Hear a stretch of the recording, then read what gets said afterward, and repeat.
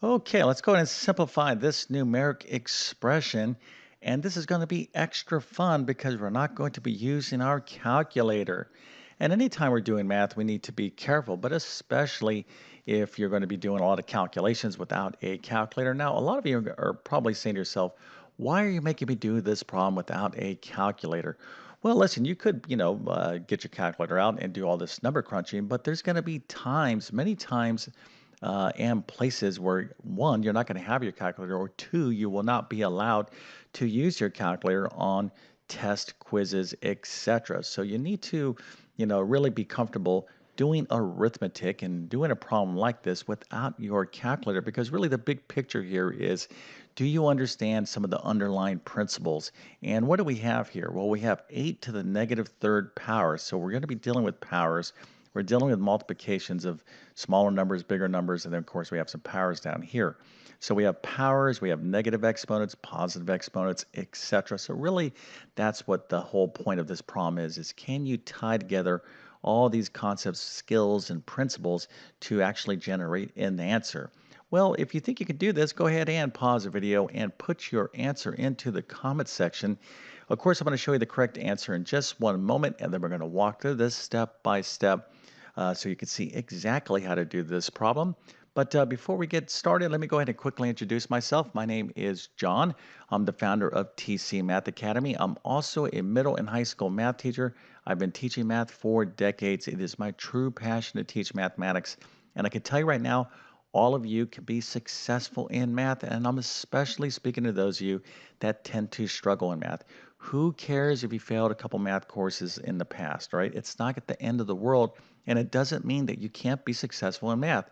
And yes, that's pretty rough if you do fail any course, right? But you can catch up and you can really, do very, very well in math. Okay. So you have to believe that. If you want to really learn math, okay, what you need is encouragement, but most importantly, great math instruction, like math instruction you actually understand, clear, understandable, and comprehensive. So if you need help in your current math course, or if you're getting ready for some sort of special test, all right, something that has a lot of importance, things like the GED, SAT, ACT, ASVAB, maybe teacher certification exam, anything with the math section, or if you're homeschooling mathematics, check out my math help program. I'm going to leave a link to it in the description of this video. I literally have over 100+ different math courses that span these categories and much, much more. I'm also going to leave links to my notes in the description of this video as well because a lot of students do not take any notes or they take sloppy notes. I was very much that way, but note taking is a critical skill to be successful in math. So you need something to study from so you can use my notes in the meantime as you're improving your note taking. And if this video helps you out, don't forget to like and subscribe as that definitely helps me out. Okay, so let's go ahead and figure this thing out right now. So we have 8 to the negative third power times 16 times 40,000 all over 2 to the fifth. What would this thing be equal to without a calculator? Well, if you told me 625 over 16, you gave me this fraction right here. Now, if you decided to turn this into a mixed number or decimal, that's fine. But before you would have given me that answer, you would have had this answer. Okay, you should have had this answer somewhere along the path. Now, if you don't have this answer, but you're pretty confident you did this correct, what you need to do is to see if your answer is equivalent to this. Okay, so it is possible that you may have an equivalent answer. The easiest way to do that is to take 625 divided by 16, you'll get some sort of decimal value, and then take what you have, all right, and see if you get that same decimal value. But it needs to be a fully simplified expression of something. But this is pretty much the answer. Now, if you got this answer, that's very impressive. Matter of fact, impressive enough to earn yourself a nice little happy face. And no, that's a terrible happy face. I could do better than that. Let me fix up that happy face. There you go. There. Here is a nice happy face, an A plus, a 100%, and a few stars to celebrate your success in math today. So nice job. So again, we're not going to be using a calculator here because we want to just practice working with powers and exponents and multiplication and division.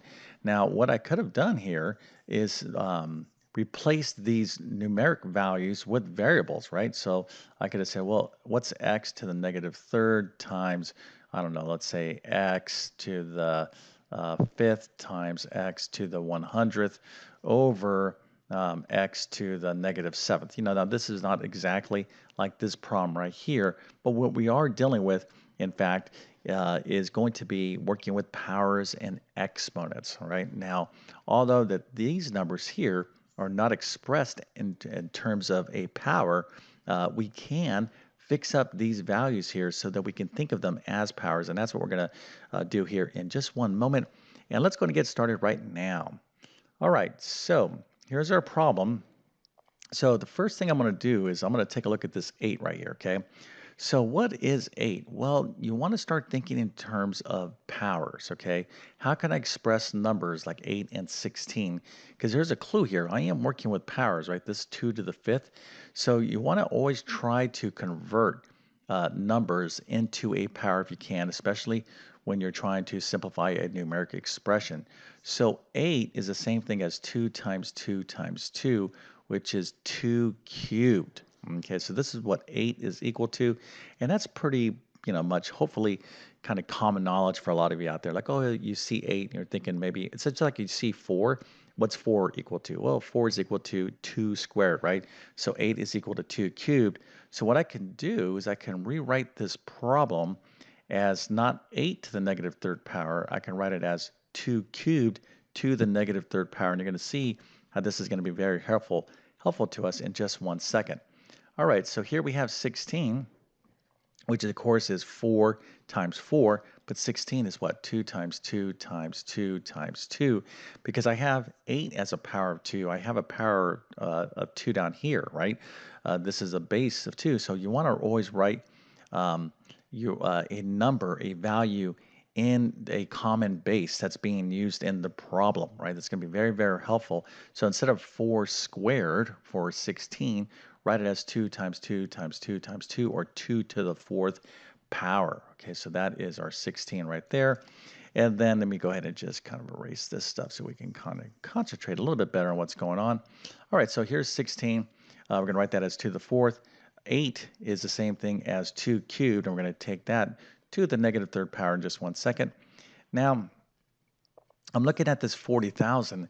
I'm like, all right, I'm thinking in terms of powers of 2. So I know like 2 squared is 4. I'm like, you know what? I'm thinking, 2 cubed, right? That's 8. 2 to the 4th, that's 16. I'm like, well, can I just get a 4 out of this thing right here, like a 2 squared? Yeah, you can write 40,000 as 4 times 10,000, all right? Now, we'll come back to this in a second. And by the way, you could have taken a different path to solve this problem and got the exact right answer. But I'm just kind of illustrating a point here. When you're working with particular powers and you have the same base that's showing up, try to express everything you can in terms of that base, all right? All right, so then we have 2 to the 5th, so we'll put that down right there. All right, so now let's go ahead and take the next step. And the next step is this. 2 to the 3rd power, this right here to the negative 3rd power, well, we need to know a property of exponents. That property is really this. A to the m to the m to the n power is equal to a to the m times n. So when we're taking a power to a power, what we need to do is distribute or multiply that outside exponent to that inside exponent. So negative 3 times 3 is what? That's negative 9. So 2 cubed to the negative 3rd power is 2 to the negative 9th power. All right, so we have this taken care of, and then we had 2 to the 4th right there. And now 4, as I was talking about, I'm going to write things in powers of 2, so that's pretty easy to do. 4 is the same thing as 2 squared.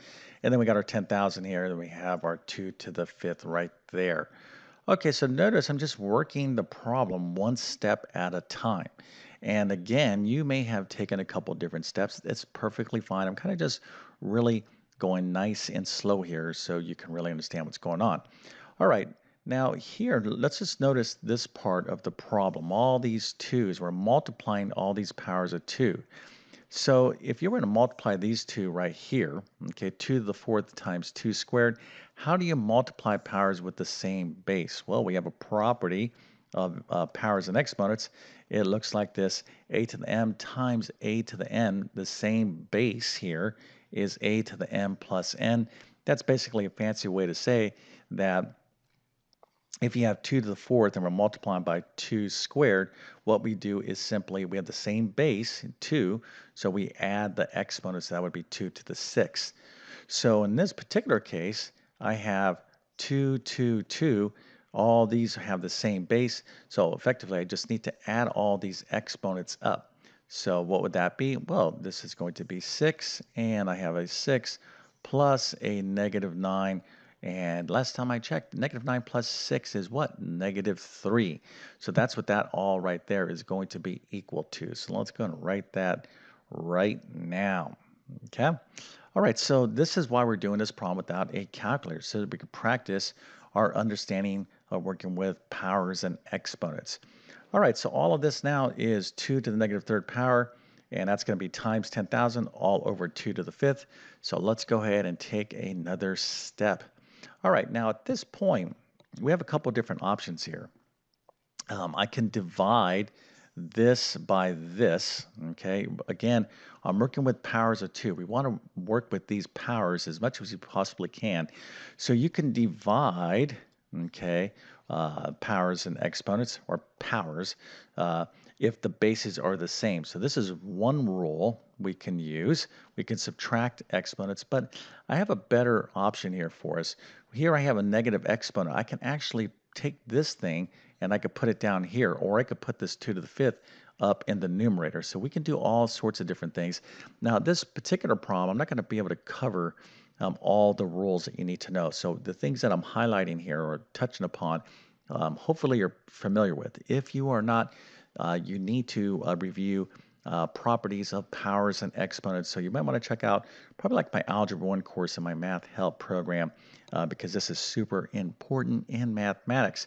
But again, the point I'm making here is we have options.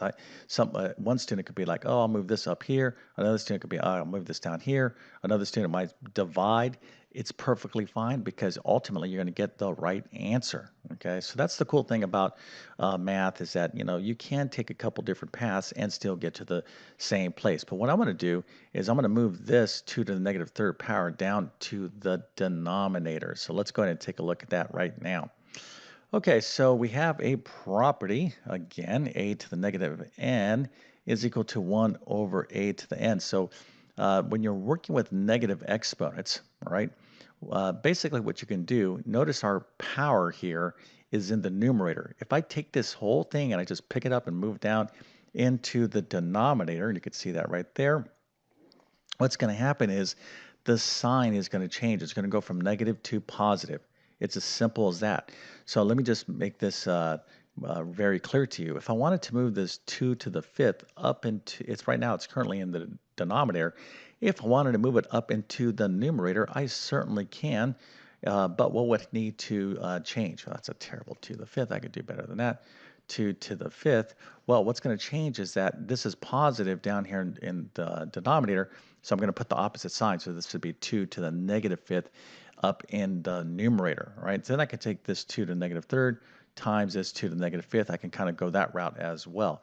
So again, you have options, but this is another property you need to know. But for me, I'm going to be like, yeah, let me move this down into the denominator. So there you go. All right, so we have 10,000 over 2 cubed times that 2 to the fifth power. All right, so now same base, and we're talking about multiplication, so that's going to be pretty easy. And what do I need to do? I need to simply now add the exponents, right? So I have 2 to the third power times 2 to the fifth power. So the final result is going to be what? 3 plus 5 is 8. So that's going to be 2 to the eighth. So we're getting pretty close here, right? So we have 10,000 over 2 to the eighth power. But I know that there's powers of 2 in here, right? It's pretty easy. First of all, I can write 10,000 as what? 2 times 5,000. But we know we have some more powers of 2 in here. We're like, oh, well, 5,000, divide that by 2. That's going to be 2 times 2 times what? 2,500, right? So 2 times 2,500 is 5,000. So now I have a 2 squared, right? Right here. So the key is you want to be thinking to yourself, what's the highest powers of 2 you can divide into 10,000. I could certainly divide 2. I could divide 4 because 4 times 2,500 is 10,000. So you keep kind of playing around with that, and ultimately, okay, and not with too much more difficulty, you'll see that you can divide 16 into 10,000. So 16 times 625 is 10,000, and 16, of course, is what? 2 to the 4th power. All right, that's 2 to the 4th power. 2 times 2 times 2. So you want to get the largest power of 2 as we possibly can, because we have this 2 to the 8th down here. All right, so let's go ahead and see how this is going now. So we have 16 times 625. We know 16 is the same thing as 2 to the 4th times 625 over this 2 to the 8th power. Again, at this point, we have options, okay? How am I going to address this? Well, what I'm going to do is take this 2 to the 4th and put it down again in the denominator. So that's going to give me 2 to the negative 4th. Remember, the sign is going to change. It's positive up here, so it's going to be negative down here. Okay, so we have 625, 2 to the negative 4th times 2 to the 8th. So how do I deal with this? Again, multiplication, same base. So I simply have to add the exponents. All right. So when I add the exponents, negative 4 plus 8, I get a positive 4. So 2 to the 4th is what? Well, that is 16. And now we have 625. Now right here, okay, if you just test or that, 625, it ends with a 5. It's not going to be divisible by 2. And it's not going to be divisible by 4 or 8 or 16, because we would have found that factor in 10,000. So this is a fully simplified fraction. Okay, so somebody might be like, wow, that's kind of a lot of work to get this final answer. But you know what? If you think about the original problem, let's kind of go back up here to take a look at the actual original problem. Matter of fact, let's go all the way up here. We are dealing with pretty large numbers, right? We have 40,000 times 16, 2 to the 5th. That's 32. If I bring this down here, 8 to the 3rd power, that's going to be 8 times 8 times 8. If I put that down here, this is going to be quite a bit of work, right? If you were just kind of go the straight arithmetic route. And if you did this, if you're like, okay, I'm going to bring this down here, 8 to the 3rd power times 2 to the 5th, which is 32. So if you just did a bunch of, arithmetic, that's fine, okay? As long as you got the right answer, right? It was probably a more painful path to take. That's perfectly fine. But what I want you to learn from this particular problem is try to work in powers, all right? And this kind of goes to not only properties of powers and exponents, but scientific notation, okay? Scientific notation, which is working with powers of 10. So if you're not familiar with scientific notation, you should get familiar with it, especially if you're taking any sort of algebra course. But anyways, hopefully this video was interesting and helped you out to even the smallest little degree. And if that is the case, don't forget to like and subscribe. And with that being said, I definitely wish you all the best in your mathematics adventures. Thank you for your time and have a great day.